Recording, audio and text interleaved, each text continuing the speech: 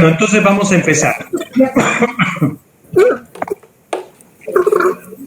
Queridos hermanos, es muy grato encontrarnos esta noche. Es circunstancialmente el día de mi cumpleaños. Esta que va a ser una noche de esperanza, una noche en la cual vamos a mirar el futuro de manera distinta. El gobierno el día de ayer nos anunció que ya se empieza la reactivación y que algunas actividades van a poder salir. Estamos nosotros enfrentando a un enemigo de la humanidad, no solamente a un enemigo del Perú ni de los peruanos, sino a un enemigo que ataca a todos por igual y que puede matar por igual tanto a blancos como a negros, a grandes como a chicos, a ricos como a pobres. En estos momentos en que nos damos cuenta por el mensaje de la muerte que todos somos iguales, también deberíamos nosotros dar el mensaje de que también podemos ser iguales en vida, que podemos encontrar caminos de solidaridad y caminos comunes que nos permitan hacernos a todos nosotros hacer de nuestra vida y de la vida de nuestros familiares y de los nuestros mejor que antes teníamos. Frente a un enemigo tan poderoso, invisible y al cual no sabemos cómo enfrentar, la humanidad no puede estar dividida. Los peruanos no podemos estar divididos. El liderazgo lo tomó el presidente de la República entre nosotros, con sus aciertos, con sus desaciertos y también con algunas corrupciones. Pero no es el momento de división, es el momento de el futuro, porque esta que es una enfermedad nos mata a nosotros, nos mata al pueblo, no importa el presidente que sea. Y entonces el mensaje debe ser siempre un mensaje de unidad, un mensaje no solamente de unidad, sino que procura soluciones. Y vemos de cerca que se trata de la reactivación económica. Esa reactivación económica que nos debe devolver por lo menos al lugar donde antes estábamos. Ya el Banco Mundial ha establecido que la economía mundial va a retroceder por lo menos 3%. Entonces no podemos tener esperanza de que nuestro país va a crecer durante todo este año. Lo único que tenemos que hacer es evitar que podamos. Pero qué políticas de Estado podemos nosotros aprender que se deben aplicar en el Perú. Primero, una política de Estado. El Estado gobierna en favor de todos los peruanos. De los peruanos. Lamentablemente, desde el año 1821 hasta la fecha, la mayor parte de los presidentes y la mayor parte de los gobernantes no han aprendido esta lección y no han tomado esta política que debe ser nuestra bandera de aquí en adelante. El gobierno es para los peruanos. Y si el gobierno habla ahora de reactivar primero a las grandes empresas que dan más trabajo y por lo tanto que pueden inyectar más capital, entonces debemos preferir no a las empresas que inviertan y tengan un gran resultado, y es que esas empresas no invierten en un gran capital de trabajo. Las grandes licitaciones deberán ganarlas aquellas empresas que ofrezcan mayor empleo en el Perú. Pero por otro lado, no solo mayor empleo en el Perú, que ese no es un camino que nosotros hemos inventado, sino es un camino que los chinos inventaron en su momento. En cada licitación, ellos preferían, si en una empresa daba un tractor y la otra ponía 100 trabajadores para hacer el trabajo que hacía ese tractor, entonces le daba la licitación a aquella empresa y bajo las mismas condiciones y con los mismos resultados, lo hacían con mayor cantidad de gente. Pero además debemos pensar en que nosotros queremos reactivar la economía nacional, y la economía nacional significa que debemos reactivar a los inversores, a las empresas nacionales, no a las empresas que pongan el nombre, que digan que son nacionales, sino aquellas que tengan realmente un verdadero capital peruano. Y además, ese capital debe estar totalmente descontaminado de las obras de corrupción que en el pasado nos han azotado. Debe ser un premio a aquellos empresarios que no participaron en corrupción y un castigo para aquellos que sí participaron. No será una buena carta de recomendación que ellos digan nosotros lo hacemos mejor que los demás, porque eso significaría decirle no importa que seas corrupto, nosotros te damos la obra. Roba, pero hace obra. No, nunca más. La obra debe ser dada y premiada a aquellos que no han participado en la corrupción.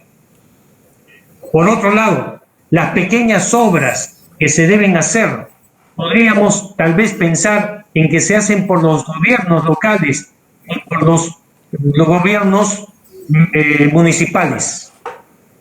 Sin embargo, como he sabido, la mayor cantidad de gobiernos locales y gobiernos municipales merecen la desconfianza del pueblo porque la mayor parte de ellos han estado de alguna manera involucrados en procesos de corrupción.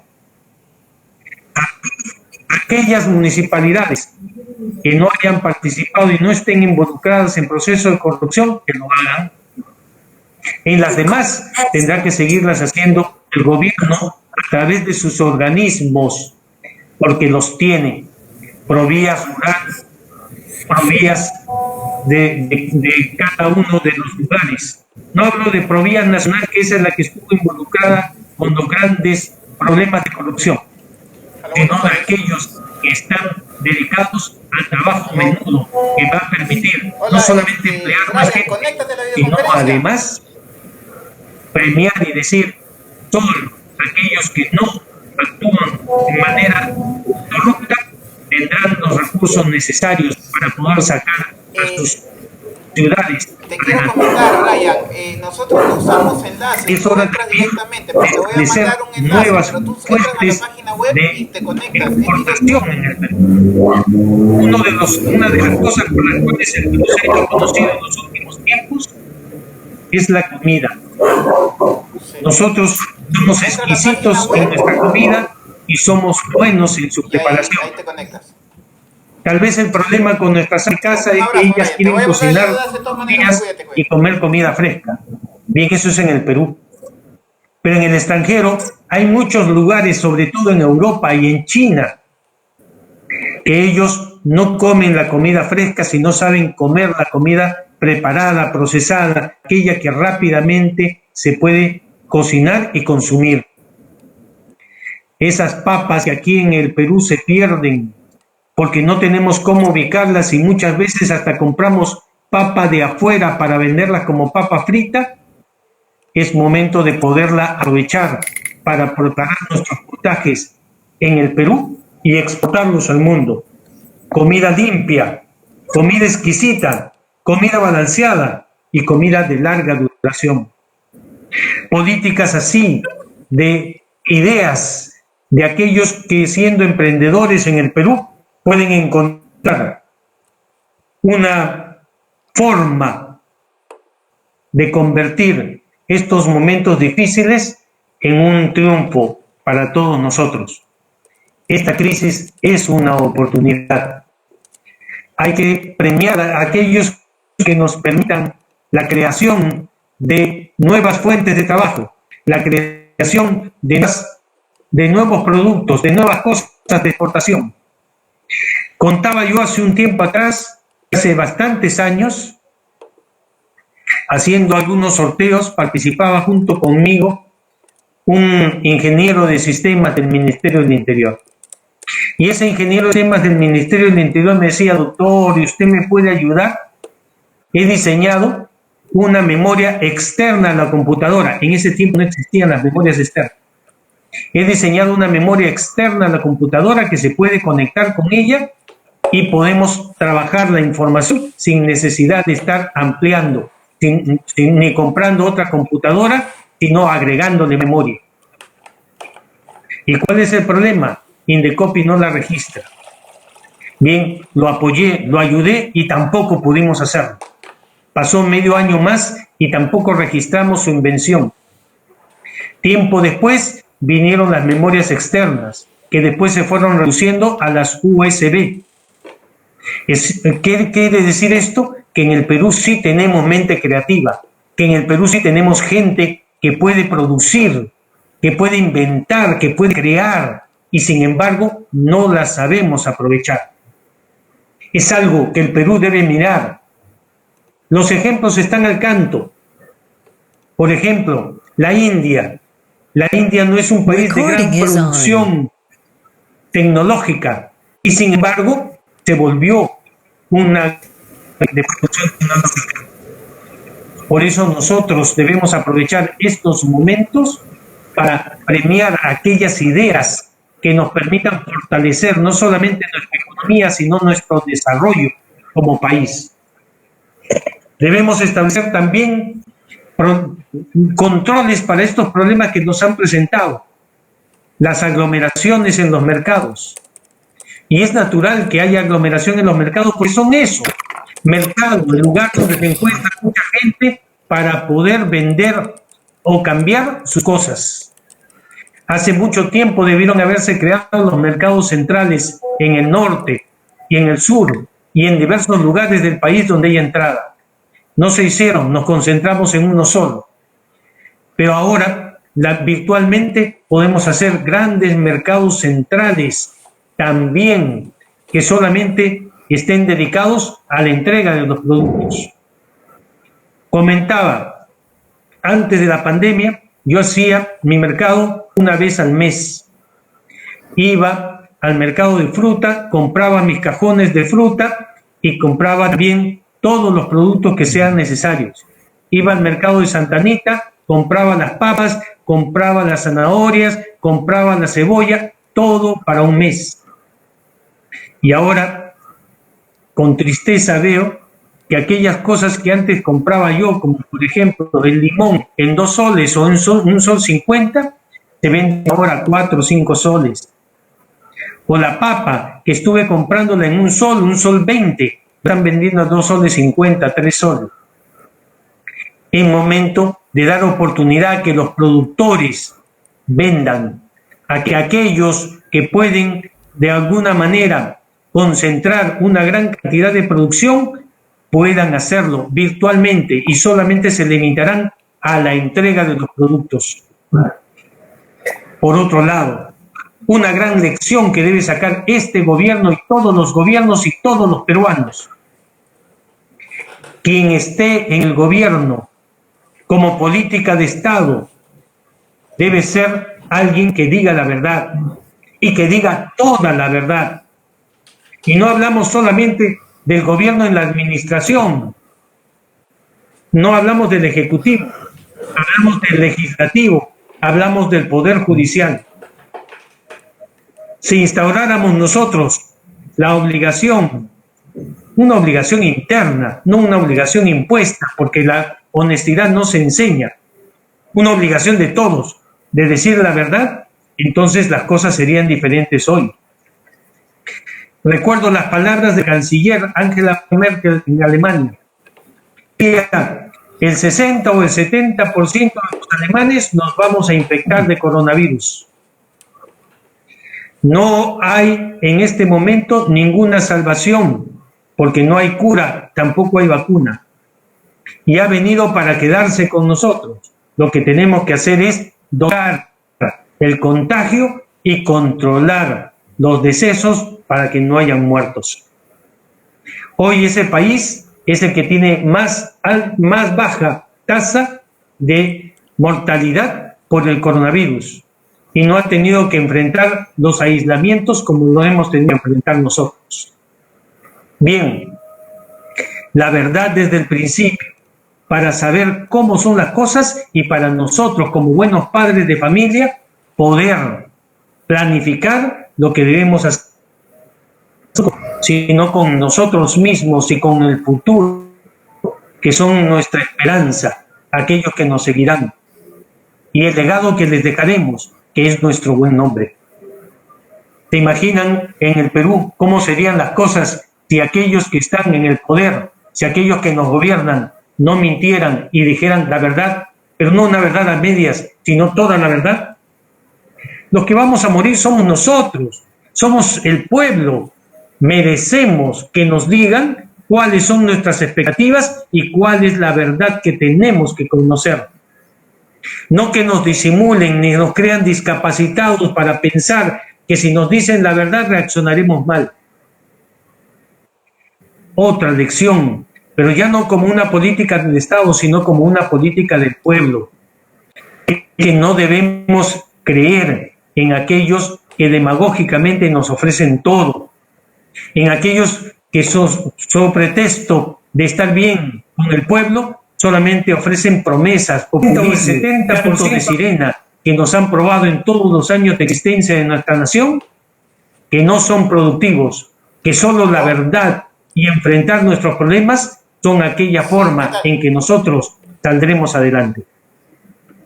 Ese es un cambio cultural, es un cambio nuestro, un cambio en la educación, un cambio en la forma de aprovechar nuestra cultura.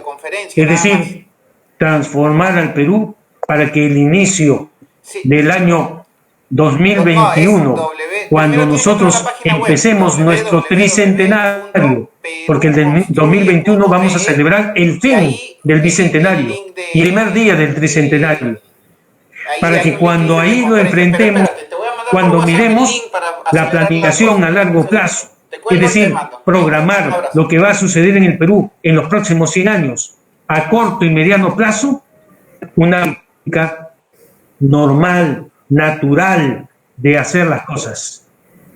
Nosotros ni siquiera ahora sabemos qué va a pasar mañana. Deberíamos saber qué va a pasar en los próximos 5, 10, 15, 20, 30 años. Un país, si quiere crecer, debe planificar y mirar su futuro. Un país, si quiere, necesita, para poder actuar, para poder gobernarse, para poder ser mejor, confiar en los demás, confiar en sus capacidades y mirar el futuro. Queridos hermanos, todos nosotros de Perú Construye, nos ha tocado momentos difíciles, pero sin grandes retos no hay grandes soluciones. Sin grandes retos no es hombre. Sin grandes retos no hay historia que contar después.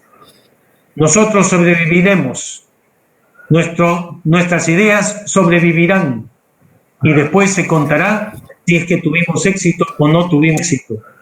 Nuestro plan, como siempre, será orientar el concepto de la opinión pública, porque el único jefe que nosotros tenemos finalmente en nuestro país es el pueblo, que somos todos nosotros mismos. Muchas gracias a todos. Vamos a empezar con la conferencia de Andrés Escudero. Pero antes quiero hacerles una pequeña,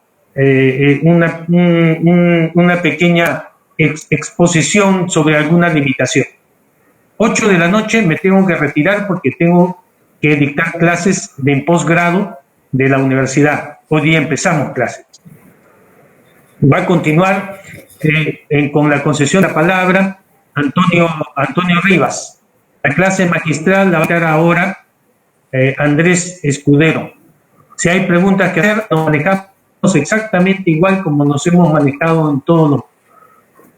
de Andrés Escudero no tengo muchas palabras que decir porque él nos ha demostrado en cada una de las reuniones su gran capacidad para explicar y la experiencia que tiene respecto de la administración pública, cómo es que los problemas se presentan y cuáles son las alternativas de solución. Vamos a escucharlo. Muchas gracias a todos por haberme dado dicha de haber estado juntos en este día que, como repito, es de mi cumpleaños y me permite nutrirme de esa esperanza que somos todos nosotros. Adelante, Andrés. Feliz cumpleaños, doctor Bazán. Un abrazo. Feliz cumpleaños. Muchas gracias. Feliz cumpleaños, doctor. Que le pase muy bien. Gracias. Que Dios los bendiga. Felicidades, apagando doctor. micro, Que Dios lo por bendiga favor. a usted y a su familia. Sí, por favor, apaguen los micros ahora para poder escuchar a Andrés.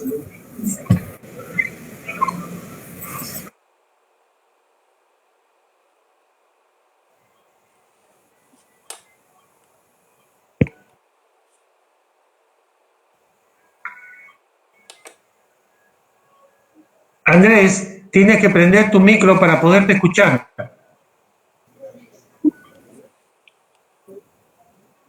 Está activado. Bueno, feliz cumpleaños. Ah, ya, adelante. Ya, gracias, Andrés. Adelante. Gracias. Bueno, primero que nada, buenas noches a todos. Feliz cumpleaños, César. Es un gusto estar aquí acompañándote en tu cumpleaños. He enviado a todo el grupo este documento que publiqué hace unos días y que trata de aportar a lo que está pasando en este momento. Supongo que algunos ya lo están recibiendo vía WhatsApp o por medios electrónicos para poderlo leer. Pero este documento lo que nos plantea es una cosa que nos estamos encontrando todos los días. Cuando uno implementa una medida, una decisión en la función pública, normalmente las decisiones difíciles, las cosas que la gente no ve tan bien, tardan años en aplicarse. Listo. Y estos años que tardan en aplicarse se convierten en reuniones de trabajo, diálogos, perfeccionar la medida, mejorarlo. Entonces, cuando ustedes ven procesos como, por ejemplo, la transferencia de competencias a los gobiernos regionales, es un proceso que ha tardado pues más de una década, con una serie de comisiones intergubernamentales. Cuando uno ve aplicaciones como la ley forestal o reglamentaciones en general, ¿uno qué se encuentra? Se encuentra una gran cantidad de trabajo para la aplicación de una medida.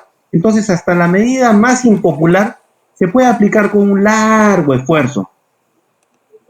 Pero ¿qué pasa cuando tenemos una situación de emergencia como la actual y queremos aplicar una medida?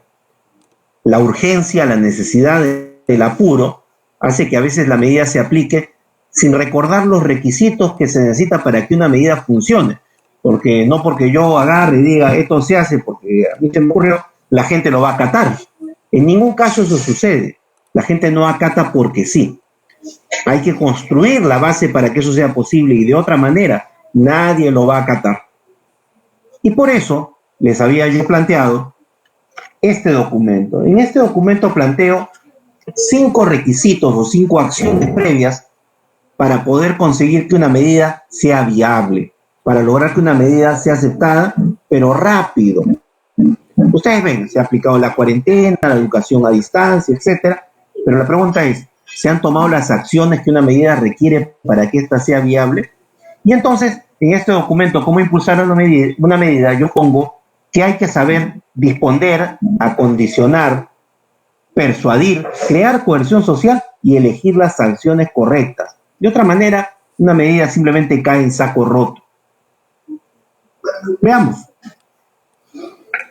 Para empezar, el primer problema que encontramos cuando se establece una medida es que uno tiene que disponer, pero no disponer porque simplemente lo pone en el diario oficial o lo pone en una gaceta. No, disponer empieza por lograr 3 cosas. La primera es que hay que haber estudiado bien los beneficios. Si uno dispone una medida y esos beneficios no están claros y uno no hizo la comparación con otras medidas posibles, lo más probable es que la gente entre en duda sobre la medida. Y eso es un peligro en general. La segunda situación es la evaluación de los efectos nocivos u otros efectos de la medida. ¿Qué pasa cuando uno dispone algo y no se da cuenta de lo que puede pasar? Por ejemplo, como lo que dispusieron hace unos días, de que salieran hombres un día y mujeres el otro, sin haber hecho una simulación, sin haberle pedido a alguien que diga, sí, pensemos, ¿qué va a pasar cuando esto se aplique? Sin esa característica, puede que la medida fracase, no sea contraproducente. Y lo otro es que, claro, las medidas no pueden ser ampulosas normas si queremos rápida aplicación. Si queremos una rápida aplicación, las cosas tienen que ser muy precisas, muy claras. Hacer enormes tratados diciendo cosas tras cosas revela muchas veces que no tenemos claro qué queremos lograr. Entonces, como les comentaba, el primer paso para que una medida sea buena, posible, aplicable, acatada, es que se disponga con 3 condiciones básicas. Tengamos claro el beneficio y los conozcamos bien y lo hayamos evaluado. 2, sepamos los efectos que buenos y lo que puede pasar. Y lo tercero es que sea precisa la redacción y no nos perdamos en un montón de cosas. Muchas medidas, muchas redacciones, muchos métodos son cosas complicadas y a veces no funcionan. El segundo paso importante es el acondicionar.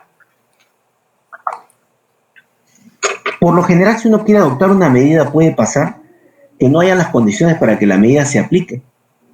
Por ejemplo, si yo mañana digo que quiero que todos los niños estudien por el celular, primero tendría que tener todo celular. Si yo quiero cerrar una zona de una ciudad o declarar una inmovilización involuntaria y obligatoria, me tengo que preguntar si todos tienen para comer, si todos tienen cómo vivir, si todos tienen gas o que es leña que quemar. Pero si no tienen los medios, si yo declaro ese tipo de actividades, ¿qué es lo que va a pasar? Lo que va a pasar es que la gente va a comenzar a sufrir y en algún momento va a vulnerar la medida. Eso hace que cuando uno quiere que una medida se aplique rápidamente, lo primero que hay que hacer es una simulación de la medida. Toda medida trae 2 tipos de situaciones. Lo que va a suceder al iniciar, que nos va a decir que nos falta algo. Por ejemplo, para hacer teleeducación necesito que todos dispongan de un medio tecnológico. Para que la gente se quede en su casa necesito que todos tengan que comer y tengan combustible para preparar la comida. Para disponer que un mercado se pueda higienizar y pueda cumplir ciertas reglas, necesito que ese mercado esté organizado y esa organización funcione. Si no está organizado no voy a lograr nada. Siempre hay condiciones previas. Y lo otro son las situaciones contingentes. Lo que puede pasar después de aplicar la medida. Cuando nosotros disponemos una medida, es muy común que durante su aplicación salgan al relucir algunas cosas. Entonces, por ejemplo, uno agarra y dice, vamos a determinar que se creen núcleos para el desarrollo turístico de valores en las playas del norte del Perú. Claro, lógico, bonita disposición, lo saco en el diario peruano y no va a constituir una cooperativa. Para que una medida sea de esas funciones, lo primero que tengo que preguntarme es si a la gente le interesa. Si yo mañana quiero, por ejemplo, disponer que se utilicen cajas industriales de cartón, de polipropileno, poliuretano, lo que fuera, para disponer de manzanas, peras y otros productos para que toda la producción agraria sea exportable, puede haber gente que simplemente me saque la producción de los mercados y me la mueva de manera informal. Por eso es que la simulación es importante. Uno dice, yo quiero, por ejemplo, que funcionen los mercados mayoristas en las principales ciudades y estos reciban la producción y la producción no se vaya a otra parte. Bueno, hay que simular qué pasa, pues. De repente construye un mercado y la gente se va de pequeños mercados, la producción se baja a pequeños camiones, se distribuye afuera de las ciudades, los productos agrarios se dispersan y se produce esta especulación agraria.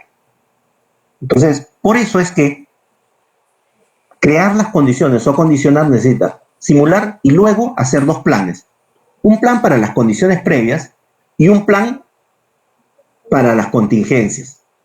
Si mañana disponemos, por ejemplo, que se creen mercados de flores para poder regular el comercio de las flores en el Perú, primero es como condición previa que haya mercados de flores y haya instalaciones y haya sistema de frío y haya una red logística para eso. Si no, disponerlo no tiene ningún sentido.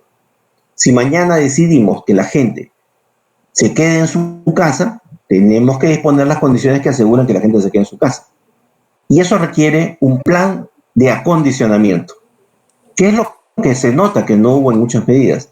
Y luego vienen los planes de contingencia. ¿Un plan de contingencia qué es? Es un plan para resolver las cosas que van a suceder durante la aplicación. Dice, yo quiero que esta medida se cumple y me imagino que va a haber algún problema, ¿no? Entonces uno dice, sí, yo quiero aplicar una norma forestal, ya bestial, quiero que esa norma forestal obligue a la gente a cumplir ciertos requisitos. Sí, pues, pero como contingencia de eso se pueden producir fenómenos como el que sucedió hace algunos años, ¿se acuerdan? Un paro en Ucayali, que coincide la madera ilegal en la zona de Ucayali a partir de las normas que se dieron, ustedes recordarán, en estos periodos del año 2014 y 2015 sobre extracción de madera. Entonces, reiterando esto, acondicionar significa, primero, simular, segundo, crear un plan de acondicionamiento y tercero, crear un plan de contingencia que nos permita asumir todos los efectos de la medida según la medida se cumple. Lo tercero es persuadir. Aplicar una medida sin persuadir a la gente es muy difícil. Por ejemplo, ustedes se han dado cuenta que para esto de las bolsas de plástico se pasaron un buen rato persuadiendo. No. Aparecían en televisión, en las redes, animalitos utilizados que tiran muchísimos millones de veces más basura que nosotros, pero se persuadió a la gente que la medida era buena. Y claro, cuando uno expresa las razones que justifican la medida, muestra los efectos positivos ya evaluados de que se aplique, y luego muestra experiencias exitosas, la gente se persuade de que la medida es buena y la acepta de buena gana. Si uno de frente le hubiera puesto acá en el Perú la norma de que no pueden entregarse bolsas plásticas, probablemente hubiera un choque inicial. Pero como persuadieron a la gente y vieron todo un proceso muy inteligente, la gente aceptó en los supermercados que bolsa. Luego, hace una medida. Por lo general, nosotros no cumplimos las reglas porque nos las dicen. O sea, uno no agarra y dice así, yo lo hago porque, claro, me encanta cumplir las reglas. Por lo general no lo hace porque su entorno lo obliga. La familia, los amigos, los clientes, los vecinos.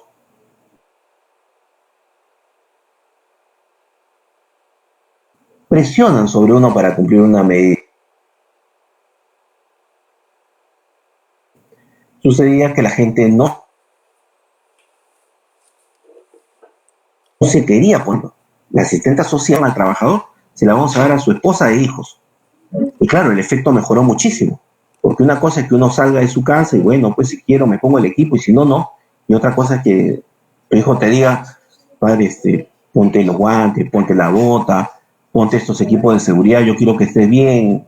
Me han explicado que tú corres riesgo cuando vas a las torres, cuando vas a las líneas, cuando hablen los transformadores, ¿no? Los generadores, o manejan los barrajes, ¿no? Entonces, claro, esa sensación cambia las cosas. Por eso es que cuando se aplica una medida, uno debe pensar en trabajar con tres segmentos. Tres segmentos. La familia, el centro de trabajo y los negocios. Si uno llega a los hijos, a la esposa, al esposo, va a haber una presión intrafamiliar sobre la persona para que cumpla la medida. Si uno llega por otro lado a los centros de trabajo, por ejemplo los empleadores, los sindicatos, obviamente va a haber presión interna para que se aplique la medida. Eso funciona bien en los elementos de seguridad y otras características. Es muy importante tener como aliado a los gremios empresariales, a los gremios de trabajadores. Y de otro lado están los espacios comerciales. Obvio, si uno al cliente le enseña que hay reglas que cumplir en un supermercado, el cliente se hace más hábil y se va dando cuenta, oiga, este supermercado no limpia, este supermercado no ofrece alcohol en la puerta, este supermercado no controla la entrada, este supermercado no maneja el número del aforo. Y viceversa, al revés también. Uno le enseña al centro comercial, a la tienda, que las conductas de tu cliente pueden perjudicar tu negocio. Entonces, claro, volvemos a ver. Quiere que funcione una medida, trabajar con la coerción social es importante. Y la coerción social significa familia, centro de trabajo y centro comercial. Lo que pasa es que esa parte de la aplicación de la medida requiere un tipo de operador social o operador político de gobierno. En el caso del gobierno, es muy a trabajar la Secretaría de Diálogo que pertenece al Viceministerio de Gestión Territorial, que son los que tienen operadores sociales que deberían estar tocando las puertas de fábricas, mercados, industrias, empresas y grupos sociales y diciéndole, oye, hazme aliado tuyo, trabajemos juntos para lograr una mejor higiene, una mejor atención de las situaciones, para controlar las cosas. Esa es una parte central de la medida. Un quinto punto que planteo es la elección de las sanciones. La sanción es algo último. Y decir yo sanciono a alguien y después no hacerlo, arruina la aplicación de una medida. Porque claro, yo voy a decir, no, acá se va a aplicar una sanción y no. Y luego todo el mundo incumple, no voy a meter a todo el mundo preso, a todo el mundo no lo voy a multar o no lo voy a fichar. Por eso la elección de las sanciones es muy importante. En el Perú, lamentablemente, se usan sanciones muy duras cuando habría sanciones más prácticas, ¿no? Una cosa importante en el desarrollo de las medidas que en el Perú hay que perfeccionar es primero las sanciones educativas. Existen en otros países como los Estados Unidos y Europa, que son, mire, si usted incumple, yo lo voy a mandar a estudiar a usted, y si no lo estudia, le va a caer una sanción peor, ¿no? Si a alguno de ustedes le ha pasado o habrá visto esto de presentarse ante un juez de los Estados Unidos y decir, sí, yo, mire, la verdad, no sabía esta regla de tránsito, y le dice, no se preocupe, le daremos la licencia el día que usted agarre y diga que perdón, ¿hay un micrófono abierto? Perdón, ¿hay un micrófono abierto?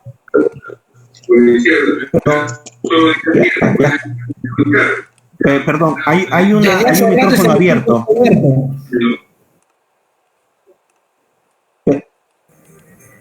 Perdón, hay un micrófono abierto que está teniendo interferencia.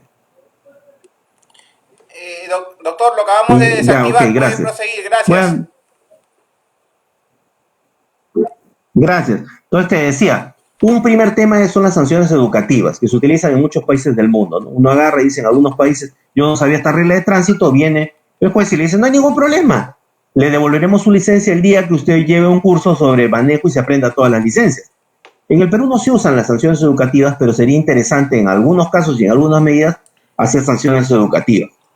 Y funcionan sobre todo en la industria y funcionarían bien en algunos comercios, ¿no? O sea, en lugar de meterle una multa a un chofer, decirle, bueno, pues vamos a retenerle su licencia hasta que usted pueda llevar un curso de conducir y aprenda a conducir correctamente, como funciona en Estados Unidos, por ejemplo, en algunos estados. La otra son las sanciones de servicio social o sanciones de trabajo público, trabajo social, que tampoco en el Perú se aplican, pero que son unas medidas interesantes en las cuales a un tipo lo mandan a barrer la calle, a cuidar a la gente, a dar servicio en alguna unidad pública y colaborar. Lamentablemente hay otras dos medidas que son mucho más aplicables en el Perú. Una es la medida pecuniaria, o sea, la multa, que yo personalmente creo que no debe usarse en una situación como la actual. ¿Por qué? Porque la multa tiene dos efectos. Si es una familia pobre, una multa va a perjudicar su economía drásticamente. Y si no, es una forma de ponerle precio al incumplir la ley, simplemente, ¿no? Si tengo todos los medios económicos, me paso sobre la norma y pago mi multa gustosamente y no va a pasarme nada. Entonces esas medidas, no sé en qué medida persuaden a alguien en esta situación. Y la otra medida son las medidas de carácter penal. O sea, decir que voy a sancionar a alguien o que le voy a abrir un prontuario o que lo voy a poner en un registro o que finalmente lo voy a denunciar a través del procurador, me parece una medida recontra última que debería corresponder solamente a la comisión de un delito flagrante, de algo realmente grave. Entonces, por eso es que en la aplicación de la medida, la elección correcta de la sanción es muy importante. Sancionar es un último recurso y de preferencia la sanción debe ser poco lesiva a las familias. En una situación como la actual del COVID, perjudicar a una familia económicamente o sancionar penalmente a un miembro de su familia me parece mal. Además porque tiene un contrasentido. Si lo voy a sancionar por incumplir, por ejemplo, la cuarentena, debo preguntarme si para pedirle a la persona que se quede en su casa le aseguré la alimentación o el combustible o los medios de vida necesarios para que se quedara. Pero si no se lo aseguré, no es un hecho justo. Y aplicar una sanción debe nacer de un hecho justo. Por eso nuevamente les reitero, en este pequeño paper que he publicado y que tuvo el gusto que César ha querido que lo compartamos, planteé nuevamente 5 elementos básicos para que una medida se cumpla. Disponer bien, acondicionar, o sea, crear las condiciones, persuadir a la gente, crear un medio de coerción social y sancionar adecuadamente y a un grupo muy limitado de la población. Sancionar a todos, creo que no sancionar a nadie. Como otros que he podido dar, entiendo, están disponibles para todos los que están acá presentes, agradecer a César, a Antonio Rivas, unidad de darle breve explicación por este medio al que todos nos estamos adaptando. Es un gusto nuevamente, buenas noches a todos y estoy para las preguntas o para lo que ustedes deseen. Muchas gracias.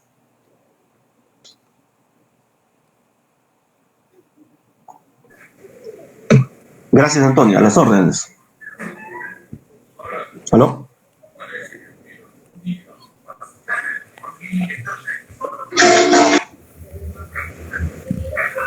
Bueno, Miguel de Loaiza, por favor, puede hacer uso de la palabra. Posterior a Miguel, el que desea hacer uso de la palabra, activa su micrófono y hace la pregunta al ponente. Muchas gracias.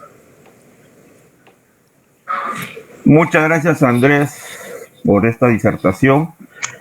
Seguido, Miguel de Loaiza tiene uso de la palabra. Gracias, Antonio. Para Andrés Escudero, ¿qué tal, Andrés? ¿Qué falló, Andrés? Bueno, yo tengo mi propia perspectiva, pero me gustaría saber la tuya. ¿Qué falló en este procedimiento que al comienzo se auguraba tan correcto y tan aplaudido, inclusive por otros países, ¿no es cierto? Y que ha terminado en una progresión tan severa, tan rápida de la enfermedad en el país. ¿Qué es lo que hicimos mal según tu perspectiva? ¿No? Entendiendo que han hecho el mejor esfuerzo, el mayor esfuerzo, con la mejor intención. No pretendo acá generar ninguna corriente antigobernista o cosas por el estilo, pero en el ánimo de poder entender lo que pasó y en el ánimo de poder encontrar salidas en estos momentos o en los siguientes, ¿no?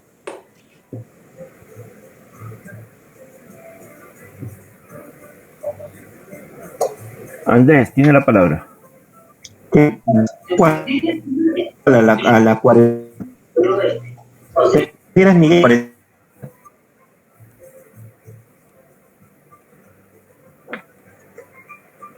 La pregunta. Primero habría que preguntarse Sí, cuál era el rol que cumplían, ya explicaron.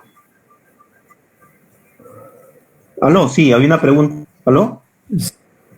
sí, te había hecho la pregunta Miguel de Loaiza. Nuevamente, como decía, lo primero que debería preguntarte cuál es tu rol.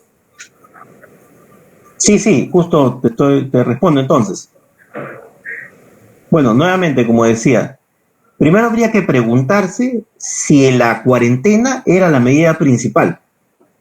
Yo creo que el problema no es la cuarentena, simplemente la cuarentena tuvo un problema de aplicación que no se creó condiciones para que la gente se quede en su casa, que es lo mejor, que se hubiera resuelto con alimentos, con asistencia personal, con el apoyo a las organizaciones sociales y con un trabajo de base.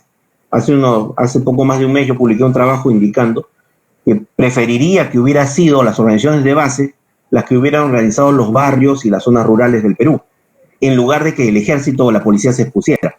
Pero el problema es que si hago solo la cuarentena, ¿qué estoy haciendo? Solo aíslo a la persona. Es como si, vamos a suponer, a ustedes le dicen, bueno, mire, vamos a hacer algo bien simple, lo vamos a sentar en su cama y lo vamos a aislar en su cama por su enfermedad. Usted tiene tuberculosis y le dicen, mírelo, usted métase a su casa, va a morir de tuberculosis. ¿Qué necesita uno cuando uno quiere hacer algo? Tener un plan. Y el problema es que la sola cuarentena no es un plan, la sola cuarentena es una medida. Lo que yo creo es que necesitábamos un plan sanitario y de gestión epidemiológica. ¿Qué significa eso? Necesitábamos que si se hacía la cuarentena en los primeros 72 horas, se metiera una peinada al país completo y sobre todo los focos infecciosos con rapidez. Mercados, transportistas, grupos que se relacionaban, debieron haber sido chequeados de inmediato. Y luego debió hacerse como en Chile, partirse por barrios o comunas, dividirse por barrios, por zonas rurales, y allí aislar y comenzar la atención. Pero ¿qué pasó aquí? Aquí se dispuso la cuarentena, una cuarentena forzada y difícil, pero no se hizo en paralelo ningún otro trabajo. No se definió los focos de contagio, no se encontró a los agentes que difundían las cosas. Y si ustedes se dan cuenta, han pasado 40 y tantos días y recién se descubre, entre comillas, que los mercados son focos de contagio. hemos tenido a los policías y los militares manejando las colitas en los mercados, llevándose consigo el virus a su casa. Entonces, lo que yo creo es que no ha habido un plan. Y creo que el problema central no son solo las medidas y su aplicación, sino la falta de un plan que articule las medidas y le dé eficiencia. Realizar medidas aisladas le quita totalmente eficiencia a las cosas. No son las medidas aisladas lo que logra un resultado. Por ejemplo, hoy no se ha logrado que Caliwarma logre comprar directamente a los productores de alimentos para proveer a la gente. No se ha logrado que la sociedad esté más o menos articulada para responder a esto. En unos días se hable de la cuarentena y todo el mundo se pregunta qué va a pasar. Lo que parece no haber es un plan. Hay muchas medidas, muchas disposiciones, pero no hay sobre la mesa un plan estratégico. Y si no hay plan estratégico, cualquier medida, por mejor que sea, cae en saco roto. Si ustedes ven una medida que se haya aplicado bien, esa ha tenido que ser resultado de un plan o ha tenido que ser parte de un planeamiento. Y por ahora, no parece ser exactamente el caso. Me puedo estar equivocando, pero si hay un plan, es secreto. Bueno, gracias, Miguel. Un abrazo.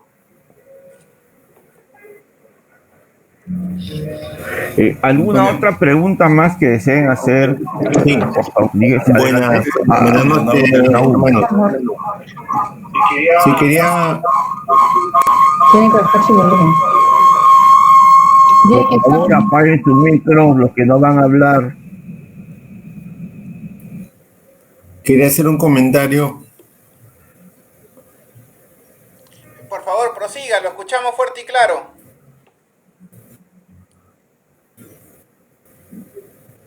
Ya. Mi nombre es Raúl Leche, del Callao. Cuando tomó la medida el presidente, fue aceptado por la población y en parte porque vino y ofreció los famosos bonos dentro de una política que me parecía que era saludable, pero cuando no generalizó y cuando se vio que había una población que estaba recibiendo y otra que no estaba recibiendo, entonces una crítica de algún sector de la población, sobre todo ese sector fuerte que son los independientes.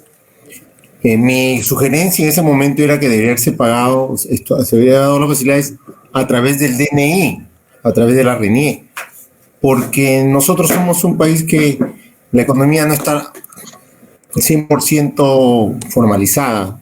Hay un gran grupo de sectores independientes que el proyecto político debe considerarlo. Segundo, cuando decide que se generen días para hombres y para mujeres y además se junta con los feriados, entonces todos los que de alguna manera tenemos formación de una carrera en las ciencias económicas sabemos que la oferta y la demanda juegan un rol muy importante.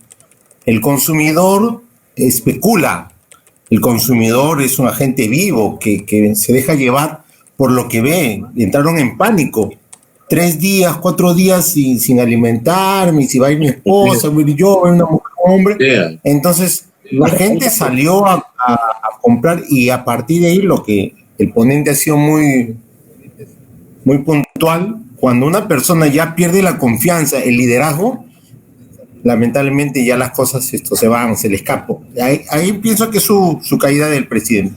Ahora, como ha dicho nuestro amigo Bazán, en estos momentos tenemos que manejar la unidad. En el Callao, por ejemplo, nuestro presidente regional y nuestro alcalde no tomaron medidas cuando llegaba la gente de... No tomó medidas en ningún momento, pero sí fue a cerrar el aeropuerto por unos permisos. Y fue el tema de comercialización, cerró, hizo su... Pero por estos temas nunca hubo una política clara. Hasta ahora no hay una política clara. Somos la segunda región después de Lima, en una provincia tan pequeña, donde tenemos ya cerca de 4.000 infectados. Entonces, pero no podemos nosotros ya ahorita enfrentarnos al presidente regional, al alcalde, porque si no hay unidad, si generamos más contradicciones, el que se va a perjudicar es el pueblo. Entonces yo creo que hoy nos corresponde ver la forma de cómo ayudar a salir de esta pandemia. Y obviamente una de las cosas que siempre conversaba con mi amigo Aldo, que la educación y la salud deben ser públicas, no pueden estar privatizadas. Hemos dejado que a través de los congresistas y las leyes sirvan para que un grupo sean dueños de universidades y para que la educación sea una élite. Y de igual manera ha sido la salud. No se ha escuchado en los sectores más claros a nivel político que puedan defender la salud. Hoy todo el mundo habla de ese tema, pero la salud desde un principio debería haber sido una salud, sinceramente, para todos. Cuando una persona se enfermaba y tenía que ir a recurrir a una atención, tenía que pensar si estoy en salud, estoy en el SIS, o si tengo que pagar algo adicional para poder sobrevivir, porque muchos exámenes, mucho después de 15 días. Entonces hay muchas cosas que se tienen que incorporar dentro del proyecto, es como lo que está sucediendo ahora, ¿no? La investigación es parte importante que tiene que contribuir a nuestro país para que no dependamos de los países de afuera. Y termino acá con una reflexión. China decía, y nos jugábamos mucho hace años, producto chino, o sea, decimos que era producto malo. Pero su lógica era, ¿no es cierto?, copia y mejora, copia y mejora. Ahora con la firma de los tratados, nosotros tenemos que respetar los derechos de autor. Entonces llega un producto, no podemos copiarlo, no podemos mejorarlo porque hemos firmado tratados. Nuestro país tiene derecho también a innovar una serie de cosas, bien lo ha dicho César Bazán, en el caso de la memoria externa. Y termino entonces con una reflexión.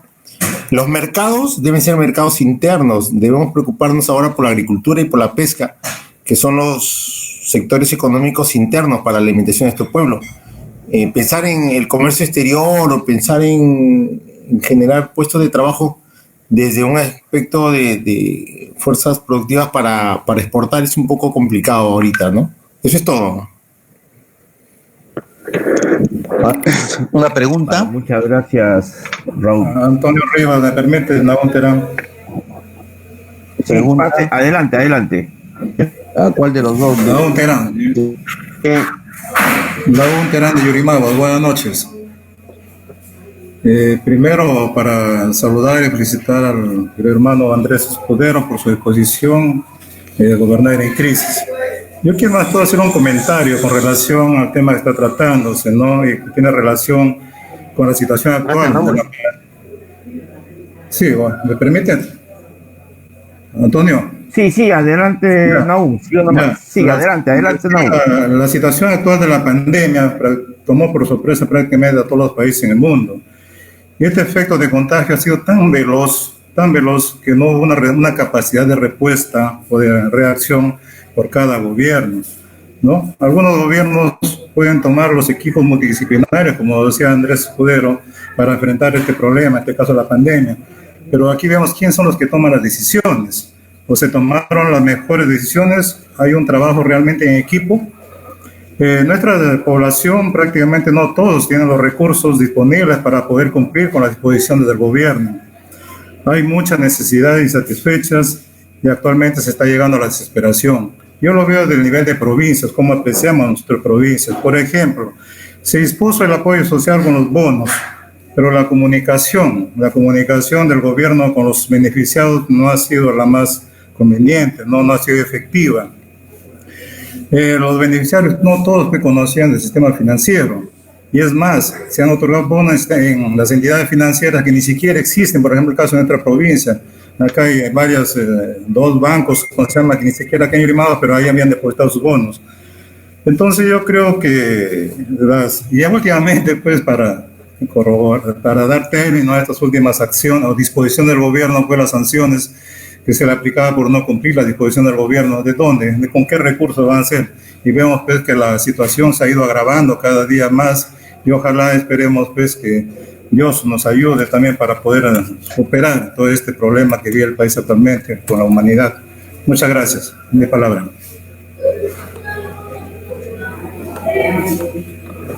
La palabra. Gracias, Raúl. Andrés. A ver, adelante. La palabra. Sí, ¿con quién habla? Preséntese, por favor, antes de la palabra. Muy bien. Gracias, Antonio. Responder a los dos. Aló. Tiene la palabra Jorge Godensi, por favor. Gracias. Muchas gracias, querido amigo. Caballeros, tengan todos ustedes muy buenas noches. He escuchado realmente con fascinación la exposición muy atinada en relación a la situación en la que nos encontramos todos nosotros confinados en nuestras casas. Efectivamente, la pandemia no se cura con el acuartelamiento forzado en la que nos encontramos todos nosotros sometidos. La cuarentena no es la solución. El gobierno acusa ya hace demasiado tiempo de una ausencia de un plan estratégico como lo ha demandado muy bien el expositor. Nuestras políticas públicas son deficitarias. Hay una improvisación generalizada. Es decir, si la democracia también ha entrado en esta fase de cuarentena, el Congreso está atravesando por un proceso, válgame la ocasión tener que decirlo, un proceso de hibernación. Están invernando ahí nuestros parlamentarios. No hay oposición. Vaya por Dios. El señor Vizcarra todos los días lanzan cifras, pero no dicen cómo combatir este gravísimo problema, que es un problema que en otros países lo han abordado con inteligencia, con prudencia y sobre todo con inversión. Se necesita que aquí se inviertan en los llamados test o pruebas. No se puede hacer un diagnóstico objetivo si no se tiene ese dato objetivo, vale decir, ¿cuántas son las personas infectadas? ¿Quiénes son aquellos que portan y no muestran síntomas de este virus? Ese dato, por ejemplo, amigos y amigas, el gobierno no lo tiene desvelado. No se sabe sobre la base de qué manejan la información.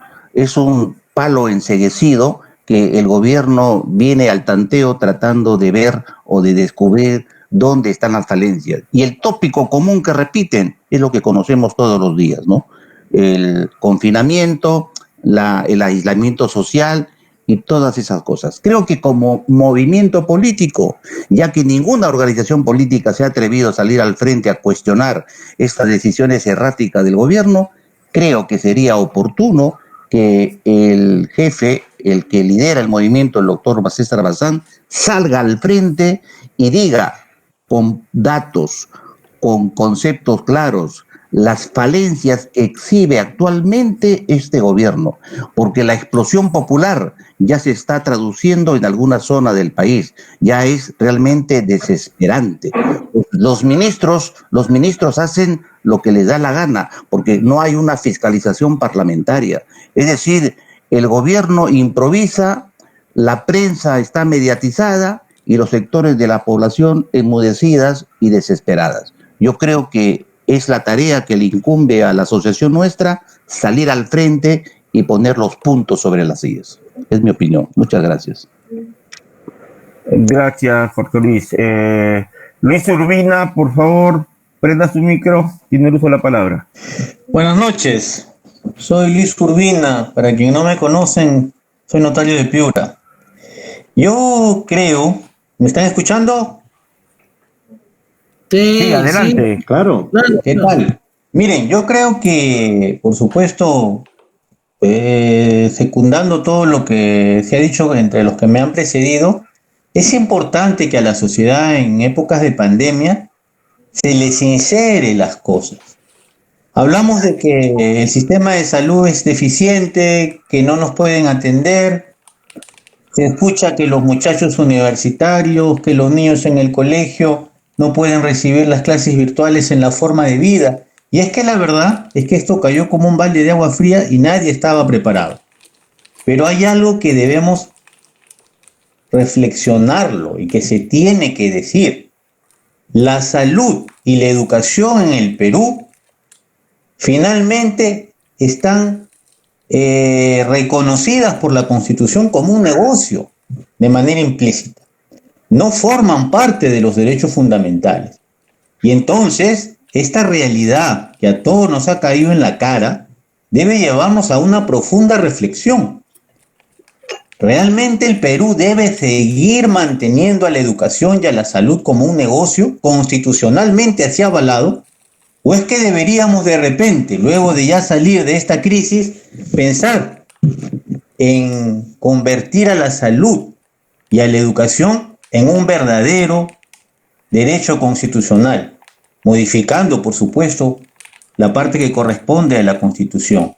Me parece que esa reflexión medular deberíamos profundizarla y como agrupación política tener una posición clara al respecto.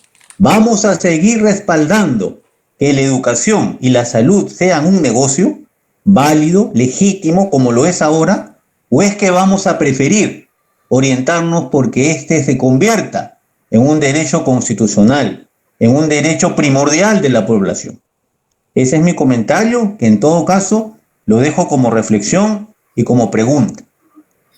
Muchas gracias. Gracias, Luis Urbina. ¿Alguien más que desea hacer uso de la palabra, por favor?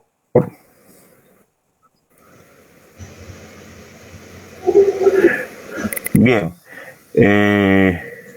Andrés tiene la palabra. Andrés Escudero. Gracias, Antonio, muy amable. Lo que podemos llegar a la conclusión es que, al margen de todo el análisis sobre lo que se ha hecho bien y mal en los 50 días de cuarentena que llevamos, el tema es que necesitamos hoy un plan de lo que se va a hacer. La economía afecta, la epidemia sigue creciendo, los enfermos aumentando y el problema sigue allí.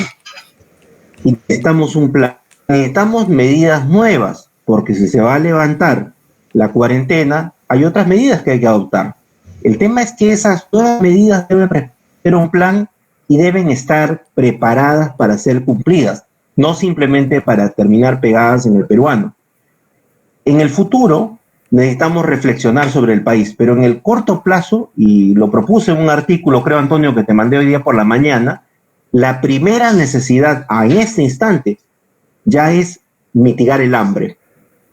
El problema ahorita es que necesitamos un hambre cero. Yo les invito a todos ustedes a abrir la internet o el Google y buscar política hambre cero del Perú. Si ustedes revisan la política hambre cero del Perú, incluye las cuestiones de género, el tema de la desigualdad social, y ya se pueden imaginar un discurso político con 10, 15 cosas, pero no aparece lo central, que es cómo le pienso dar de comer a la gente. Yo te invito, Antonio, a que el artículo que te he enviado en la mañana se lo traslades a otros.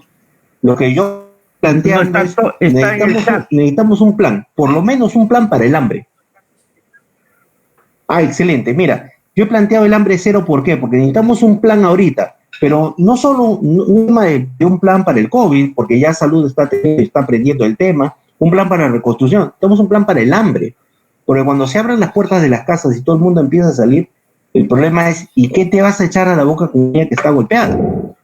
El hambre es algo que no puede esperar. ¿Por qué lo planteo?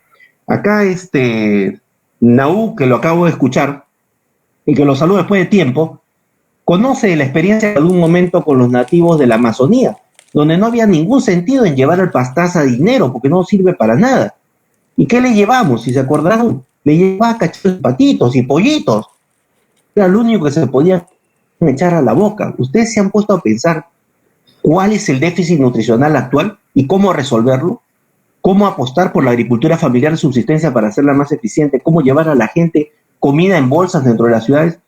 Hace 10, 15 años, ustedes recordarán, a través del Ministerio de Mujer y Desarrollo Social y del PRONA, se conocía una red de comedores populares, bases de leche, organizaciones sociales, que tenían vínculos con el Estado y en caso de emergencia, y eso fue desde hace mucho tiempo, recibían comida, alimentos y bienes y desarrollaban comedores y platos populares.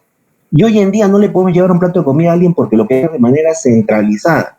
Entonces, yo creo, y los invito a todos a pensarlo, y acá yo creo que con el liderazgo de César lo podemos lograr, a proponer al gobierno un plan, pero un plan sobre todo para que no haya hambre en los próximos meses, porque el hambre es una fuerza muy grande y puede crear descontrol y quitar paz social. Y luego de resolver el hambre, tenemos que sentarnos a revisar la economía, porque hay algo que hay que darse cuenta. Prestarle plata a los empresarios o no prestarle no resuelve el tema. Necesitamos, y los economistas me comprenderán, un shock de oferta, un shock de demanda. industriales y decirles, reequipemos hospitales, provocamos mascarillas, sentemos a los fabricantes, a los industriales, a la gente a producir. Yo nunca estuve de acuerdo con que el Estado compre directamente a los productores, me pareció importante la competencia, pero en una emergencia como la actual, el Estado tiene que comenzar a comprar directamente a los productores. El Estado tiene que pensar en comprar la producción. Yo en este momento quiero, por último, recapacitar en algo. ¿Por qué la gente viaja? La cosecha del café en Selva Central, y que me corrijan, amigo, en Yurimaguas, la cosecha del café y el cacao acaba de empezar. Se está cosechando café y cacao en toda la Selva Central, en San Martín, en otra serie de sitios. La campaña de arroz en el norte va a empezar. La siembra de la papa va a empezar para la costa. Esas zonas de Chincha, Pisco, Ica, Nazca, hasta los valles en Arequipa. Señores, el agro se está moviendo y entonces es muy importante tener un plan para asegurar la alimentación de la población en los próximos meses. La empresa, ante las dificultades, no basta con tomar una buena medida, hay que tener un plan y luego ejecutar bien una medida.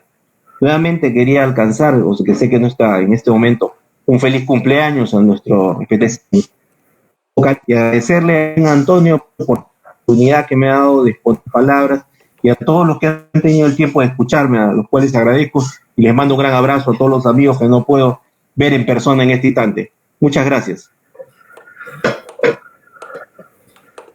Ok, Andrés, también muchas gracias por tu excelente ponencia. Amigos, el día jueves a las 7 de la noche se va a exponer la ley de la agricultura familiar. Están todos invitados. Saludos y disculpas del doctor Bazán. Entonces damos por concluida esta reunión y los esperamos el día jueves. Muchas gracias, buenas noches. Así sea, hasta el próximo jueves.